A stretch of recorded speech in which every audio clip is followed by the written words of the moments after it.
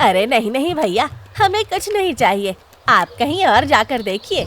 सरोज ने दूसरे घर के सामने अपना टोकरा उतारते हुए कहा। बहुत स्वादिष्ट और कुरकुरे चिप्स हैं दीदी, अब इन्हें खाकर देखिए।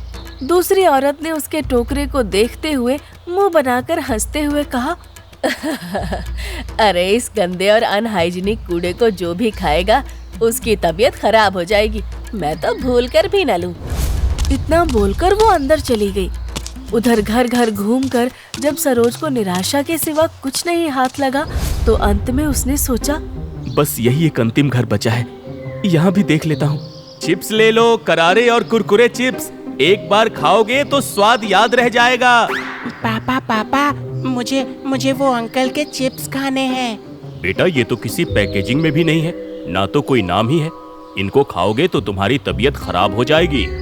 उनकी बातें सुनकर बेचारा सरोज अपना सा मुंह लेकर वापस घर आ गया, पर उसने हार नहीं मानी।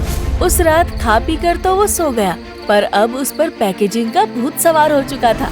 अगली सुबह सरोज दोबारा सेठ के पास जाकर कुछ और रुपए उधार मांग लाया और उनकी पैकेजिंग करानी शुरू कर दी। चिप्स का नाम आपने स्टार चिप्स ही क्यों रखा जी? क्योंकि चिप्स बनाते समय मैंने तुम्हारी आंखों में एक चमक देखी थी मालती, इसलिए मैंने इसका नाम स्टार चिप्स रखा। देखना एक दिन दुनिया की टॉप कंपनी होगी स्टार चिप्स। भगवान आपकी मनोकामना पूरी करे। सरोज बाजार में एक प्रिंटिंग प्रेस की दुकान पर खड़े होकर चिप्स के पैकेट छपवाने के लिए रैपर के कुछ सैंपल्स देख रहा था। ये नीले वाले पर प्रिंट कर दो भैया, ये अच्छे रहेंगे। ये देखिए, या ये पीले वाले पर, जरा ये लाल वाला भी देखिए। हाँ, ये लाल वाले रैपर पर कुछ स्टार्स के साथ प्रिंट कर दीजिए, साथ में इसके ऊपर स्टार चिप्स लिख देना। प्रेस वाले ने उसे रैपर का बंडल दिया, जिसे लेकर सरोज घर आ गया। सरोज ने खाली पैकेट्स में मालती की मदद से सारे चिप्स भर दिए और उन्हें बाजार में बेचने निकल पड़ा। बहुत अच्छी कंपनी के चिप्स लाया हूँ भैया, अपनी दुकान में रख कर देखिए कितनी तेजी से बिकते हैं। अरे हमें नहीं मालूम ये कौन सी कंपनी है भैया, इसे कोई मांगता भी नहीं है, तो खरीद कर हम खुद ही थोड़ी खाएंगे हैं? सरोज बेचारा निराश होकर दूसरी दुकान पर गया। अरे ये लाजवाब चिप्स नहीं खरीदोगे भैया? अरे नहीं नहीं भैया, हमें कुछ नहीं चाहिए।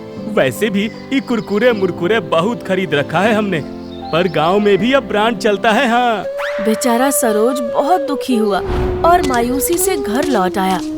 शाम के वक्त सरोज मुंह लटकाए अपने घर के बाहर बैठा था कि तभी सेठ माधवदास के आदमी लट पटकते हुए उसके घर आए और उसे धमकाते हुए बोले, क्यों रे, पैसे उधार लेकर उन्हें चुकाना भूल गया क्या तू? बस